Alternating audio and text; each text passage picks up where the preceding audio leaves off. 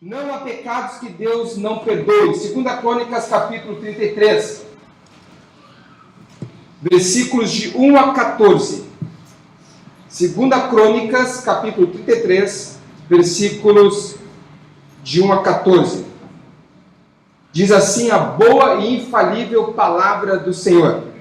Manassés tinha 12 anos de idade quando começou a reinar, e reinou 55 anos em Jerusalém, e ele fez o que o Senhor reprova, imitando as práticas detestáveis das nações que o Senhor havia expulsado de diante dos israelitas. Reconstruiu os altares idólatras que seu pai Ezequias havia demolido, ergueu altares para os Balaíns e fez postes sagrados, inclinou-se diante de todos os exércitos celestes e lhe prestou culto.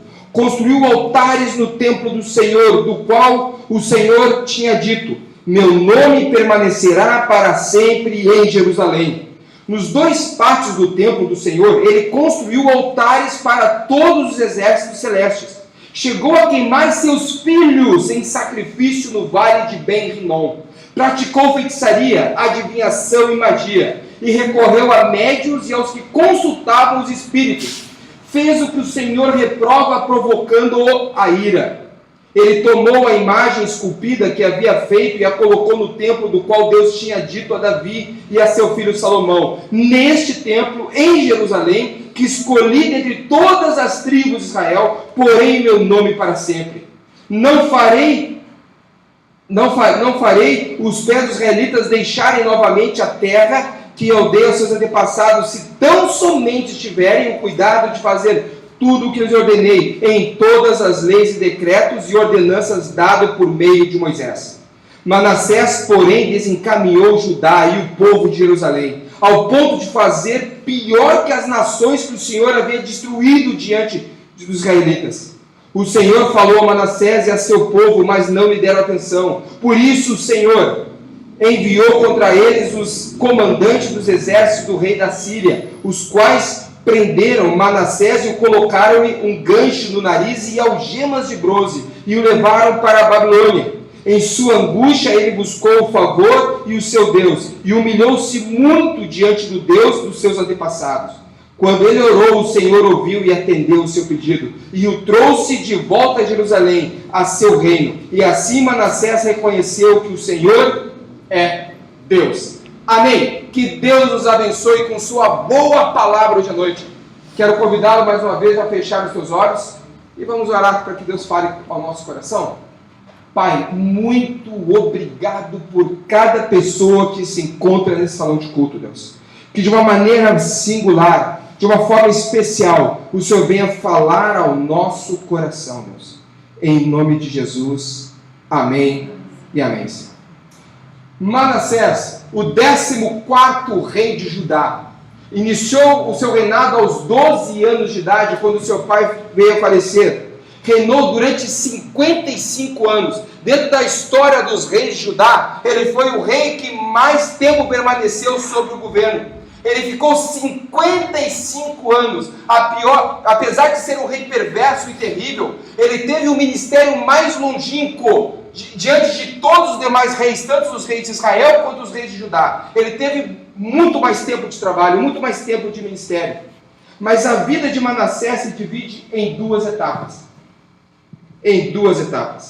A primeira etapa do reino de Manassés. A primeira etapa, a maldade sem precedentes de Manassés. Do versículo 1 ao 11 do trecho que eu li com vocês, vai relatar as maldades que Manassés fez. O texto diz que ele fez o que o Senhor reprova. Me acompanhe no versículo 2 e 6. E fez o que o Senhor reprova, imitando as práticas detestáveis das nações que o Senhor havia expulsado diante dos israelitas. Versículo 6. Chegou a queimar seus filhos em sacrifício no vale de Ben-Rinom, praticou feitiçaria, adivinhação e magia, e recorreu a médios e aos que consultavam os espíritos. Fez o que o Senhor reprova, provocando-o a ira. Foi um dos reis mais perversos da história de Israel. Mas olha só o que o texto diz, que esse homem foi tão cruel, mas tão cruel, que sacrificou os próprios filhos como culto a divindades pagãs. Você tem ideia disso, irmãos? da perversidade desse homem ao ponto de tirar a vida dos seus próprios filhos para cultuar os deuses pagãos. Tamanha era a maldade e perversidade desse homem. De acordo com o historiador Joséfo, esse Manassés, ele mandou serrar o profeta Isaías ao meio. De tão mal que esse homem é. Mandou serrar o profeta Malaquias ao meio. Nem antes e nem depois da história de Israel houve um líder tão perverso como ele. Tão perverso como ele. Então ele teve a primeira etapa da história dele. É uma etapa de maldade sem precedentes. Que nunca houve em Israel. E a segunda etapa da vida dele, o arrependimento e o favor de Deus. Do versículo 12 ao 20, há um momento em que Deus restaura a vida dele. Os reis assírios, Assurbanipal e Azaradão, enviaram os exércitos para capturar o rei Manassés. Enviaram esses reis para ir lá capturarem ele, colocaram ganchos no seu nariz, instrumento usado para quem aqui cresceu no interior. Se coloca o gancho no nariz do gado para ter controle sobre ele, para fazer ele puxar o arado para arar a terra e assim ter controle sobre o animal. Então os assírios vieram, colocaram um gancho no nariz dele, colocaram correntes então para ter controle sobre a vida dele. E o texto diz que colocaram em suas mãos correntes de bronze, porque o bronze Manassés usava para fazer culto aos deuses pagãos, dentro de suas orgias sexuais e da matança de crianças. E ele usava o material bronze para isso. E Deus então puniu ele de tal forma que trouxe os assírios, que vieram, acorrentaram ele e largaram ele num calabouço, numa masmorra, e deixaram ele por algum tempo. Por algum tempo. Tamanho era a maldade de Manassés. Tamanha era a maldade dele. E na agonia da sua dor e da sua humilhação, o texto diz que ele busca o favor de Deus. Quando ele está apavorado, com um gancho no seu nariz, quando ele está na masmorra, a Bíblia não fala quanto tempo ele permaneceu na masmorra da Babilônia, mas diz que ele ficou lá. E quando ele estava lá então, ele se humilhou diante de Deus, buscou Deus, e Deus mudou a história dele. Mesmo depois de tudo que ele fez de tão perverso, a Bíblia diz que Deus mudou a história dele. Deus deu para ele uma nova oportunidade. Irmãos, Manassés ele não precisava passar por experiências amargas. Ele não precisava. Por quê? Primeiro, ele teve exemplo. Ele teve exemplo. 2 Reis, capítulo 21, versículo 3, diz o seguinte: reconstruiu os altares idólatras que seu pai Ezequias havia demolido, e também ergueu altares para Baal, e fez um poste sagrado para Azera, como fizera Acabe, rei de Israel. Inclinou-se diante de todos os exércitos celestes e prestou culto. Observe bem o texto, que o texto faz menção ao pai dele, Ezequias, que havia demolido e acabado com toda a idolatria, fez com que toda a nação se voltasse para o culto a Deus. Então ele teve bom exemplo do pai dele. Ele teve um bom exemplo. Ezequias, que era o pai dele, começou a reinar com 25 anos de idade, e reinou 29 anos em Judá. E fez o que agrada ao Senhor. Liderou a nação de forma correta, fez o que o Senhor aprova, restaurou o culto a Deus, deu prioridade ao culto a Deus, restabeleceu um avivamento espiritual na nação. Ezequias foi um exemplo de um gestor público, de um homem de Deus para a nação e para os seus filhos. Champlin, ele diz o seguinte: um pai deve ao filho 3 coisas: exemplo, exemplo e exemplo. E Ezequias foi exemplo para o filho dele, Manassés. Então Ezequias não tinha por que chegar ao ponto de fazer o que ele fez, porque ele teve bom exemplo em casa. Ele teve bom exemplo. E ele recebeu a oportunidade de corrigir a sua conduta. O versículo 10 diz o seguinte: o Senhor falou a Manassés e ao seu povo, mas não lhe deram atenção. Durante o ministério de Manassés, ele recebeu advertências constantes de homens de Deus que foram até ele, conforme o versículo conforme o versículo 10, pessoas que foram até ele, advertindo ele, falando para que ele corrigisse seu caminho, que o caminho que ele estava conduzindo a sua vida, levaria a sua família e a nação à destruição. Então ele recebeu inúmeras oportunidades para corrigir a trajetória da sua vida, mas em nenhum momento ele abriu o coração para receber a disciplina do Senhor, para ouvir a voz do Senhor e consertar a sua vida. Então, apesar dele ter inúmeras oportunidades, em nenhum momento ele corrigiu a vida dele. Em nenhum momento. Em nenhum momento corrigiu a vida dele, a conduta dele.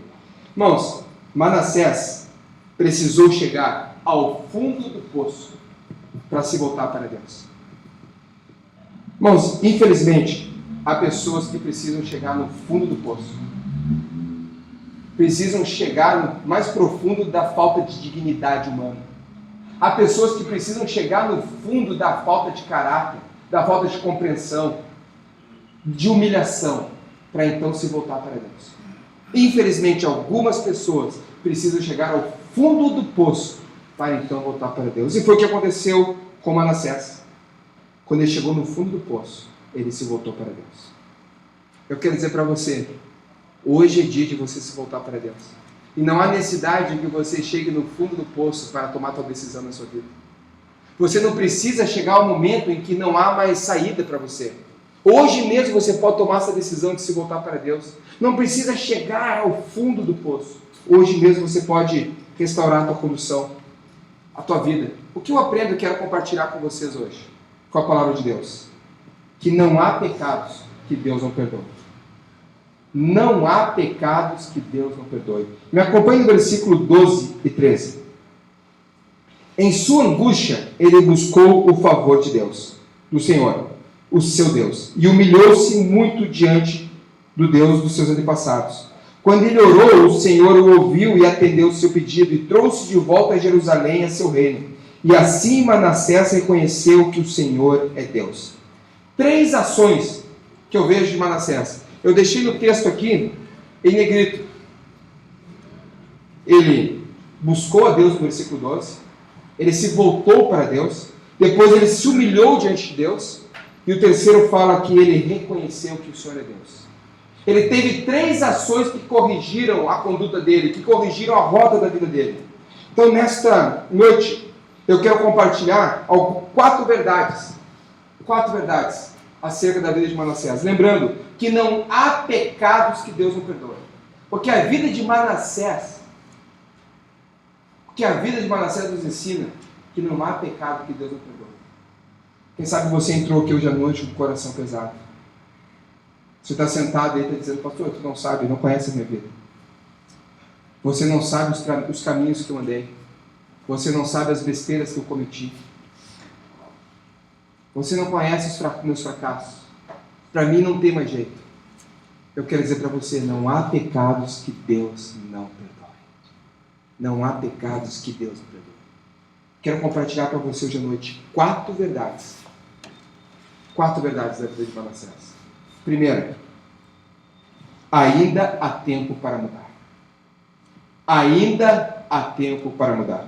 Me acompanhe no versículo 11. Por isso o Senhor enviou contra eles os comandantes dos exércitos do rei da Síria, os quais prenderam Manassés e o colocaram-lhe um gancho no nariz e algemas de bronze, e o levaram para a Babilônia. Irmãos, o texto não informa há quanto tempo Manassés permaneceu na Babilônia.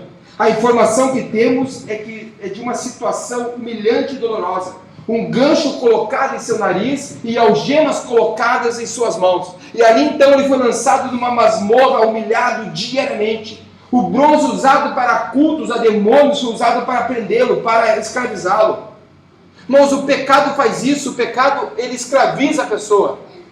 João capítulo 8, versículo 32 diz: conhecereis a verdade e a verdade vos libertará. Libertará do quê? Da escravidão do pecado. Porque quem peca é escravo do pecado.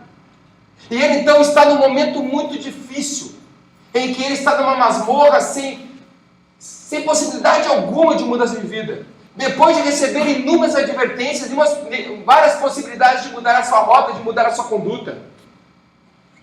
Diante desse cenário, nós pensamos também que não há o que fazer, que é o ponto final. E quando eu estou lendo o texto, irmãos, eu me deparo e penso assim, não, agora é o ponto final, não há mais o que fazer.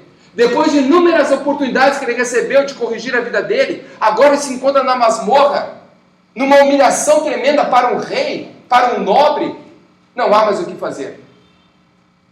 Agora não há mais o que fazer. Terminou, acabou, é o ponto final. Manassés chegou ao fim. Não há mais o que fazer diante da situação. Mas o que o texto nos ensina é que Deus muda toda a situação.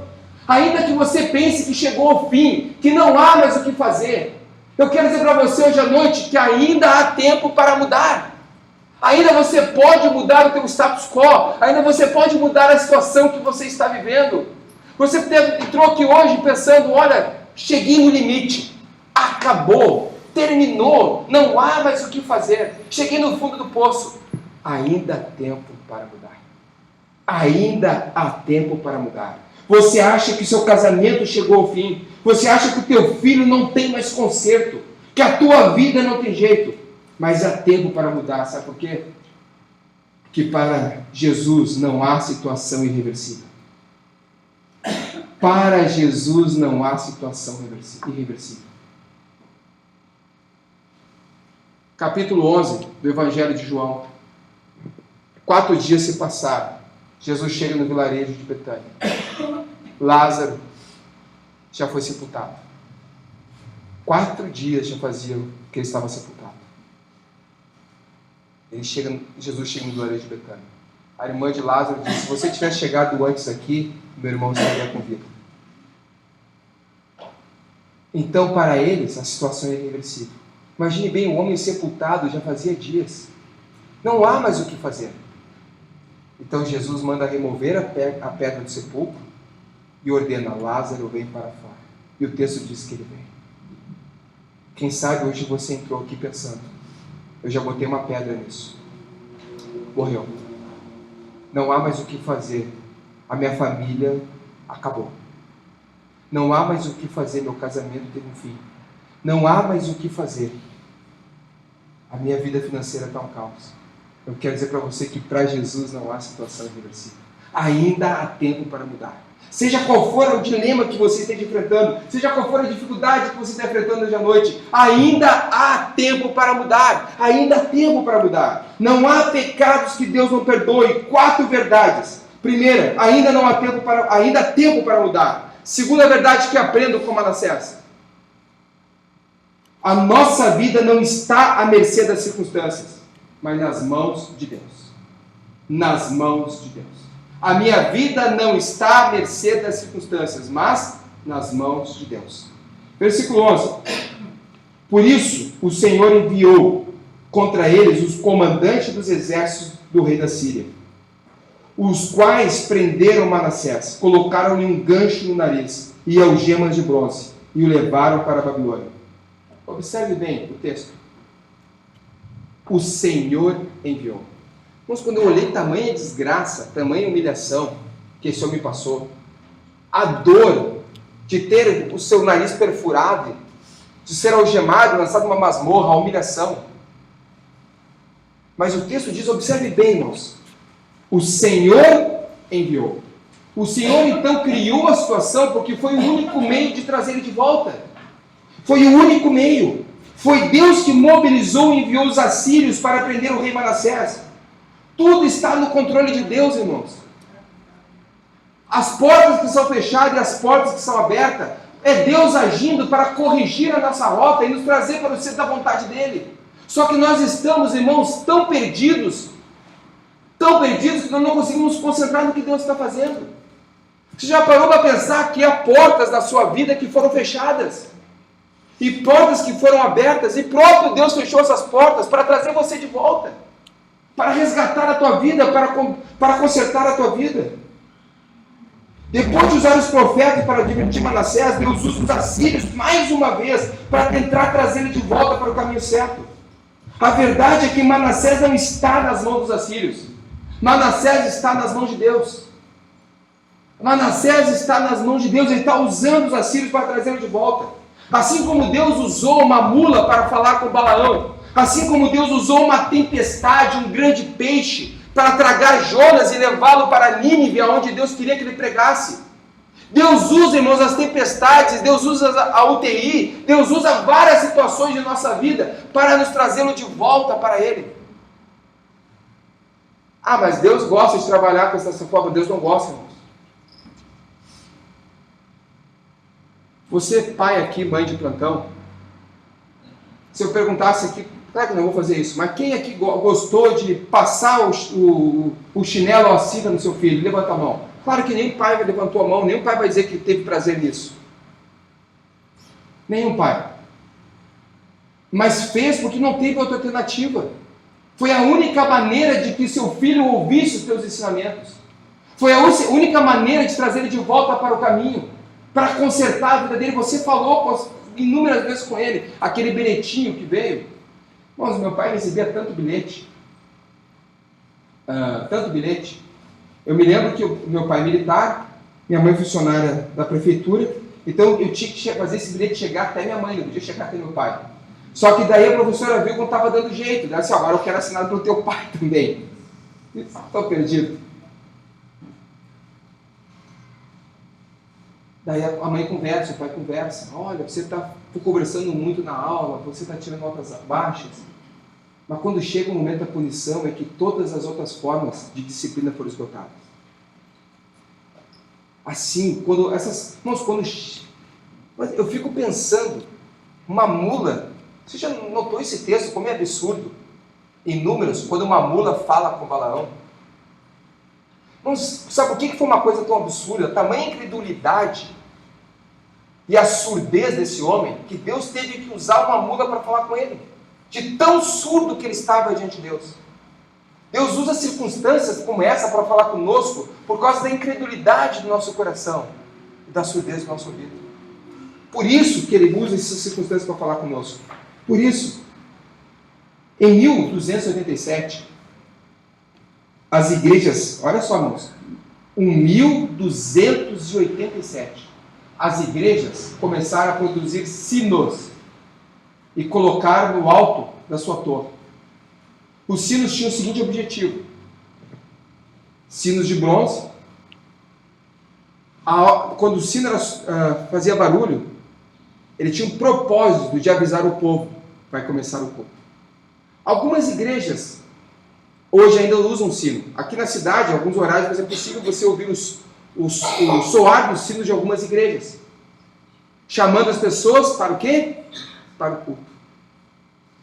Deus usa ainda, irmãos, alguns sinos na nossa vida. Os sinos da falência financeira, os sinos de uma enfermidade, uns sinos de um casamento quase acabado, um sino de família que está fragmentada, para nos chamar de volta.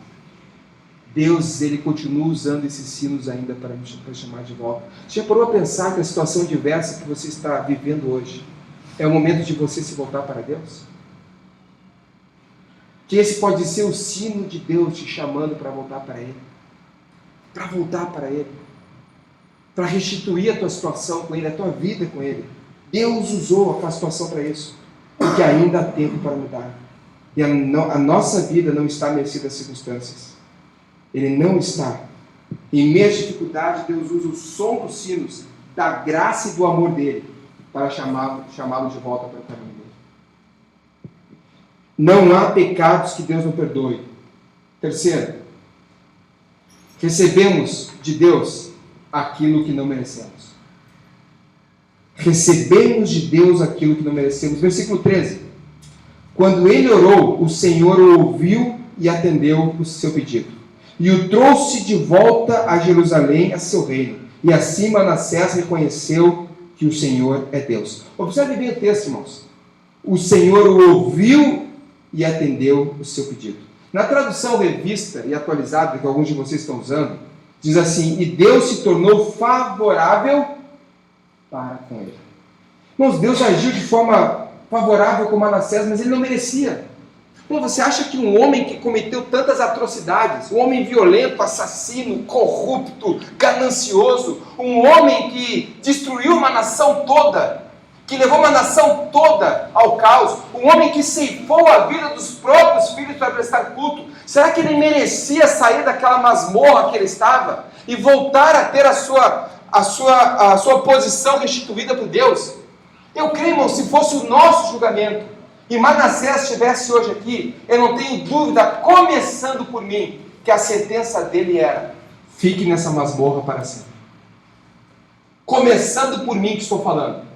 A nossa sentença seria: diante dos teus pecados, diante dos crimes que você cometeu, de tirar a vida de inocentes e queimá-los vivos em culto a deuses pagãos, da corrupção que você teve, do abuso de poder e de autoridade, de levar à ruína uma nação inteira, você deve ficar nessa masmorra para sempre.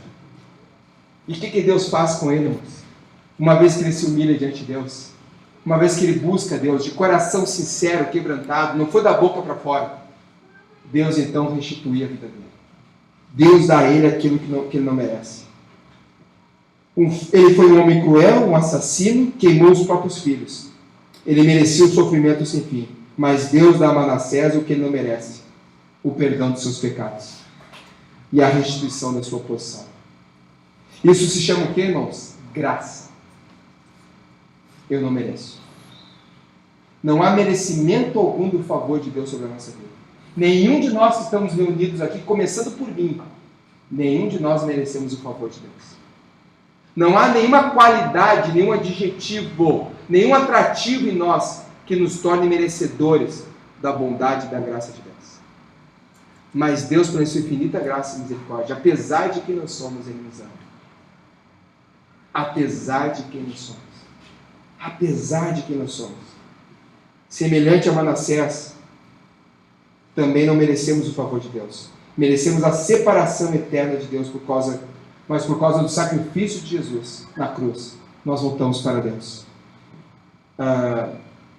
Philip Yancey, no seu livro Maravilhosa Graça, ele diz o seguinte: a graça é um presente que custa tudo para o doador e nada para quem recebe. E nada.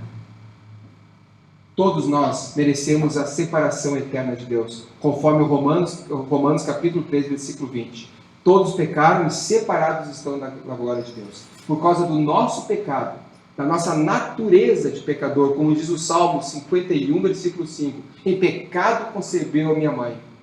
Desde o ventre da nossa mãe nós somos pecadores. E o pecado nos separa de Deus eternamente. Por causa do pecado todos nós estamos destinados ao sofrimento eterno. Mas Deus enviou seu Filho Jesus Cristo para morrer na cruz, sofrer, padecer, ser humilhado, escarnecido, pendurado no madeiro maldito, e depois então morrer, ser sepultado e ao terceiro dia ressuscitar. E para que todo aquele que crê em Jesus tenha absolvição de toda a sua culpa, de todo o seu pecado. Então nós somos salvos não pelos nossos méritos, não pela nossa bondade, porque não há nada de bom em nós. Nós somos salvos simplesmente pela fé no sacrifício de Jesus Cristo. Jesus morreu na cruz por mim e por você. Não há merecimento algum em nós. Nós não somos mais dignos e nem merecedores. Mas Cristo nos purificou de todo o nosso pecado na cruz. Manassés merecia, irmãos, o pior, mas pela graça de Deus, somente pela graça, não pelo merecimento dele, Deus tirou ele do calabouço e restituiu a posição dele. Muitos aqui hoje estão no calabouço do pecado. Estão acorrentados no calabouço do pecado. Mas se hoje você olhar para Cristo e confessá-lo como o Senhor da tua vida, Deus irá quebrar as algemas que te prendem no calabouço do pecado e restituir a tua posição de filho de Deus. Restituir a tua posição, devolver você para a tua família. Deus pode fazer isso. Deus pode fazer isso. Deus quer fazer isso. Deus quer fazer isso. Deus cumpre as suas promessas. Essa é a quarta verdade que eu quero compartilhar com você. Deus cumpre as suas promessas. Versículo 12 e 13. Em sua angústia ele buscou o favor do Senhor, o seu Deus, e humilhou-se muito diante de Deus dos seus antepassados. Quando ele orou, o Senhor o ouviu e atendeu o seu pedido, e trouxe de volta a Jerusalém o seu reino. E assim Manassés reconheceu que o Senhor é Deus. Irmãos, cerca de 300 anos atrás, uma possível data, 291 anos atrás. Salomão constrói um templo de adoração a Deus. E Deus então manifesta a sua graça e o seu poder na inauguração desse templo, dando uma promessa para Salomão. Olha só isso, cerca de 291 anos atrás do que está acontecendo aqui que nós estamos estudando hoje. Muito tempo depois, quase 3 séculos. Diz o seguinte, em 2 Crônicas, capítulo 7, versículo 14. Se meu povo, que se chama pelo meu nome, se humilhar, buscar e orar, buscar a minha face e afastar dos seus maus caminhos, dos céus eu ouvirei, perdoarei o seu pecado e sararei a sua terra. O texto promete perdoar os pecados e restaurar todo aquele que se arrepender. E o que Manassés fez? Buscou a Deus, humilhou-se diante de Deus e reconheceu que o Senhor é Deus. E Deus cumpriu a sua promessa. Deus cumpriu, Deus restituiu Manassés apesar de tudo aquilo que ele fez. O que trazemos para a nossa vida hoje? Apesar de tudo que você fez e que também eu fiz de errado, no momento em que nós reconhecemos Deus e buscamos Ele, Deus restaura a nossa vida e perdoa os nossos pecados.